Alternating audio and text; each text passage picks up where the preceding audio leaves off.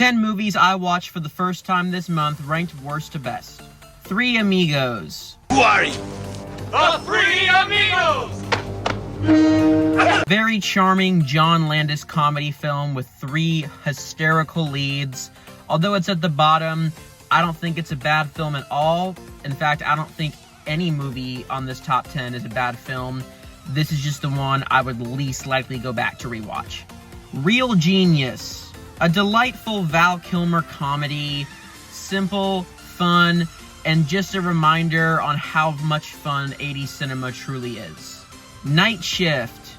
A very early Ron Howard movie that, just like with Real Genius, is pure 80s fun. It's also Michael Keaton's first ever movie, which is kind of cool. Crawl. A griping survival thriller that keeps you right on the edge of your seat the entire time. And with it being set in Florida and me being a former Floridian myself, I definitely connected a lot more with it than I think some others would. The Princess Bride. I always love it when a movie you expect to hate ends up being one you love. Great characters, a beautiful fantasy land, and a really good romantic arc. Definitely one of the best fairy tale movies out there. Drive Angry.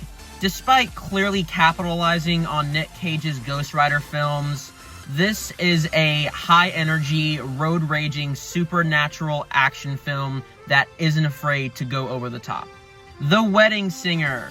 As soon as Adam Sandler started singing You Spin Me Right Round, I knew I would love this movie, and I did. Romantic comedies have never been amongst my favorite films, but I would definitely say this is probably my favorite of the genre. The Burbs. An incredibly inventive and hysterical satire on suburban life. It's full of wacky characters, it has a bonkers plot, and it has some really wonderful horror and mystery elements mixed into it. Tron Legacy. I watched this film and the first Tron in preparation for Aries. I like the first Tron okay, but Tron Legacy, one of the most visually pleasing sci-fi films ever.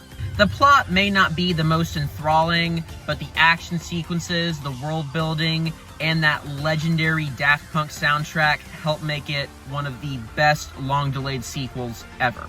The Cabin in the Woods. This was without a doubt the most mind-shattering horror film I've ever seen. I promise you, if you're like me and watch this movie totally blind, know nothing about it beforehand, you will have one of the greatest horror experiences of your life.